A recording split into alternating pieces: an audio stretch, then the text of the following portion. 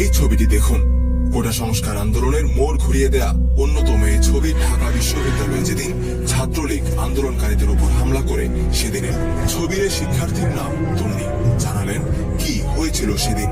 আমার কাছে মনে হয়েছে যে কোটা আন্দোলনটা যৌক্তিক একটা আন্দোলন ছিল, আর আমরা যারা সরকারি চাকরি করবো না ভেবে এই আন্দোলনের সাথে যুক্ত না হই তাহলে আলটিমেটলি সংস্কারটা হবে না কোনোদিন। 2018 সালে একবার হয়েছে, সেটাতে কোনো সমাধান আসেনি। এবারও যদি আমরা সবাই মুখ ফিরিয়ে থাকি তাহলে সমাধান আসবে না। তো ওই জায়গা থেকে আমি, আমার বান্ধবীরা বা আমার রুমমেটরা যারা ছিল সবাই ভাবলাম যে না, ঠিক আছে, আমাদের কাজে না লাগলেও আমাদের এই আন্দোলনে যুক্ত হওয়া উচিত। আমি 2টার দিকে আনুমানিক এখানে আসি, তখন আমরা রাজভাস্কর্যে বসা ছিলাম।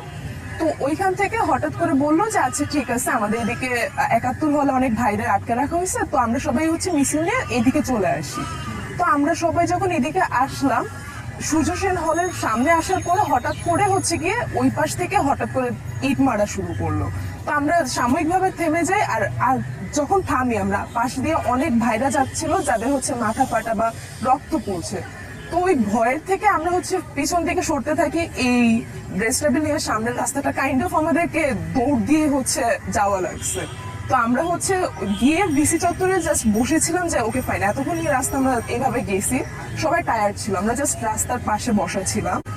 হঠাৎ করে ওইখানেও আক্রমণ করা শুরু করলো। ওইখানে 3টা বাস দাঁড়া করা ছিল। তো আমরা প্রোটেকশনের জন্য ভাবলাম যে ওকে ফাইন, আমরা বাসের পিছনে গিয়ে নিলে ওইখানে হয়তো কোনো অ্যাটাক করবে না। তো আমরা যারা ছিলাম বেশিরভাগ মেয়েরা আমরা যখন বাসের আড়ালে গেলাম, ওরা 3 দিক থেকে ঘিরে ফেলে আমাদেরকে ইট মারা শুরু করলো। অ্যান্ড বাইরের দিকে যারা ছিল তাদের লাঠি দিয়ে মারা শুরু করলো। তো মেয়েরা ভয় পায় গেল। তো ওইখান থেকে আমরা যখন দৌড় দিয়ে বেরোবো, ওরা জাস্ট সামনে দাঁড়ায় রয়েছে যে বের হবে তাকেই মারবে, এই ধরনের একটা টেন্ডেন্সি থেকে। আর যখন বাসের আড়ালে দাঁড়ানো ছিলাম, ওই সময় একটা ইট এসে সাডেনলি আমার মুখে লাগে। তো মুখে লাগার পর আমি না আসলে বুঝতে পারিনি যে কোন জায়গায় কাটছে বা কতটুকু কাটছে। আমি জাস্ট ফিল করতেছিলাম যে আমার মুখ থেকে রক্ত পড়তেছে। আর এত মানুষের চাপা ছিল, আমি যে হাত উঠে নিজের মুখটা দেখবো যে কি হয়েছে ওই রকম অবস্থাও ছিল না, আমার হাত উঠানোর মতো স্পেসটুকু ওইখানে ছিল না। তো তারপর কোনোভাবে ওইখান থেকে বের হয়ে আসলাম। আসার পর যখন আমি দৌড় দিব, তখনও গিয়ে মানুষজন লাঠি নিয়ে দাঁড়াইছে। আর আমি দেখতেছি আমার সামনে 2টা মেয়েকে কাইন্ড অফ প্রশ্ন করছে, আর কোনোদিন আন্দোলনে আসবি, আর কোনোদিন আসবি, এগুলো বলে বলে মারতেছিল। তো এইভাবে ওইখান থেকে বেরোয় আসলাম। আসার পরে আন্দোলনের যেসব ভাইয়ারা ছিল তারা ধরে আমাকে রিক্সায় নিল, রিক্সা নিয়ে তারপর ঢাকা মেডিকেলে নিয়ে গেলো। হ্যাঁ, ট্রিটমেন্ট নিচ্ছে। আর সবসময় একটা কথা উঠতেছে যে ওরা মেডিকেলের দিকে আসতেছে আক্রমণ করতে। তো ওই ভয়টাও কাজ করতেছিল যে আমি কি পুরো ট্রিটমেন্ট নিয়ে এখান থেকে বের হতে পারবো কি পারবো না।